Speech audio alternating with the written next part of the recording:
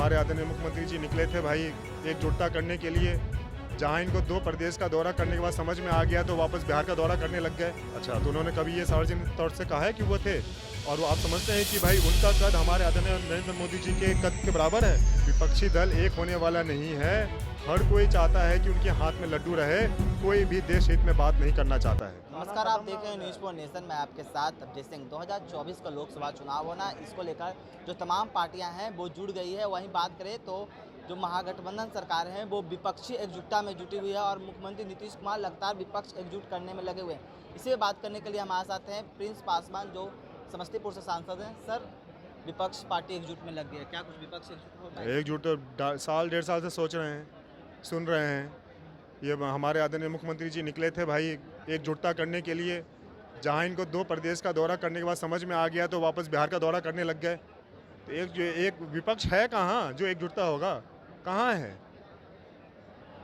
जिस तरह से कहें कि राहुल गांधी के सदस्यता जाने के बाद कहा जा रहा है कि प्रधानमंत्री के कैंडिडेट नीतीश कुमार ही होंगे, तो क्या लगता है विपक्ष एकजुट होकर? अच्छा, तो पहले प्रधानमंत्री के कैंडिडेट क्या राहुल गांधी जी थे?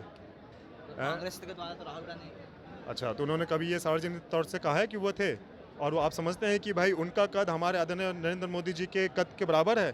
क्या देश उनको स्वीकार कर लेगा? देखिए, ना उनके पास चेहरा है, ना उनमें यूनिटी है। कोई भी विपक्षी दल एक होने वाला नहीं है। हर कोई चाहता है कि उनके हाथ में लड्डू रहे, कोई भी देश हित में बात नहीं करना चाहता है।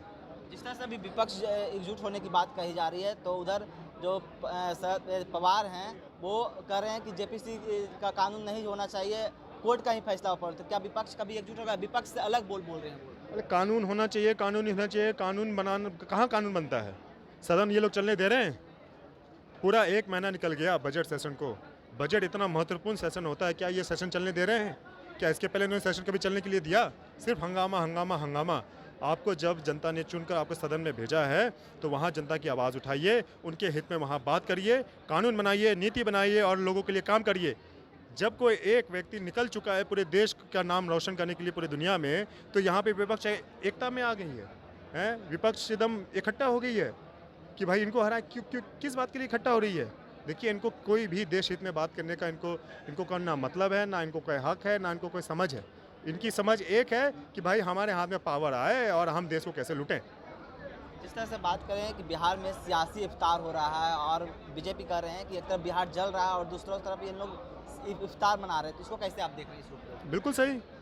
सासाराम में जिस तरह की घटना घटी, नालंदा में जिस तरह की घटना घटी, और यहाँ पे ये पार्टी कर रहे हैं। दिन दहाड़े हमारे दलित समुदाय के लोगों को जेल में डाला जा रहा था, ये कान में तेल डाल के बैठे हैं। इनको कोई होश नहीं है।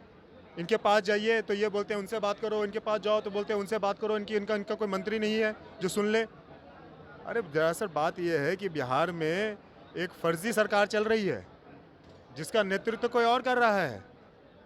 समझ रहे हैं? लॉ एंड ऑर्डर जो है, जंगल राज पार्ट 2 आ गया है। हम लोग फिल्म देखते हैं ना, अलग पार्ट आता है, दूसरा पार्ट आता है। जिस तरीके से जंगल राज 15 साल पहले हमने देखा था, उस तरीके का जंगल राज पुनः पार्ट 2 के तौर पर बिहार में देखने को मिल रहा है, जहां दिन दहाड़े हत्या, दिन दहाड़े बैंकों में लूट, दिन दहाड़े किडनैपिंग और दिन दहाड़े इस तरीके की जब आयोजन, जब हमारे देश के जो गृह मंत्री जब जहां कहीं जाते हैं वहां पे इस तरीके का दंगा कराना, इस तरीके का हिंसक गतिविधि करवाना। नालंदा जिला तो आपका गृह जिला है, आपका कर्मभूमि जन्मभूमि दोनों है। वहाँ पे ऐसी घटना कैसे घट गई? क्या आप अभी तक दोषी को क्यों नहीं पकड़ पाए हैं? ये लॉ एंड ऑर्डर की विफलता नहीं है तो क्या बोल रहे हैं साजिश करवाया गया बीजेपी के द्वारा। अरे तो भाई बिहार आपका है ना, लॉ एंड ऑर्डर तो आपके हाथ में। यहाँ पे जांच करवाइए, पता लगवाइए कौन है, जेल भेजिए, उनके खिलाफ कार्रवाई करिए।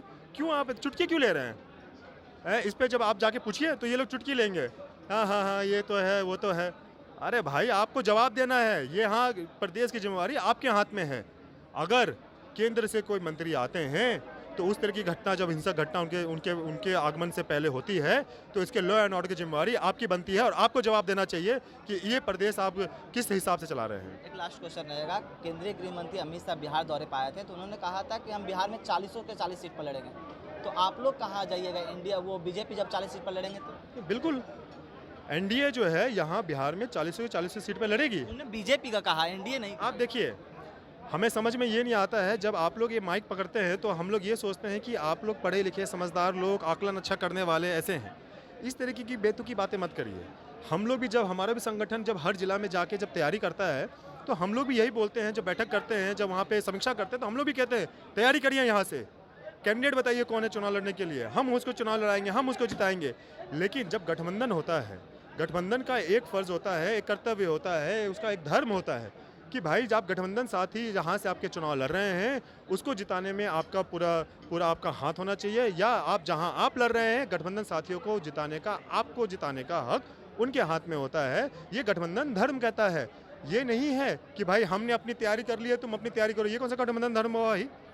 तो इसको इंटरप्रेट आप गलत ना करें।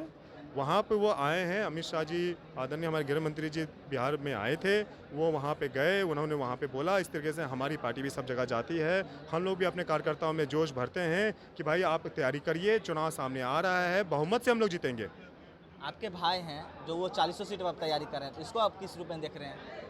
अब प्रधानमंत्री के रेस में आ गए हैं तो इसमें हम क्या कहें, सभी स्वतंत्र हैं।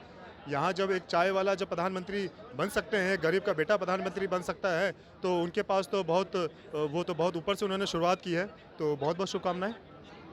तो आपने साफ तौर पर सुना, समस्तीपुर के सांसद प्रिंस राज थे, उन्होंने साफ तौर पर चिराग पासवान को शुभकामनाएं देते हुए नजर आए। जिस तरह से चिराग पासवान ने ऐलान किया है कि अब हम लोकसभा के चुनाव में 40 को 40 पर चुनाव लड़ेंगे। इस तमाम खबरों के लिए बने रहे न्यूज़ 4 नेशन के साथ। नमस्कार।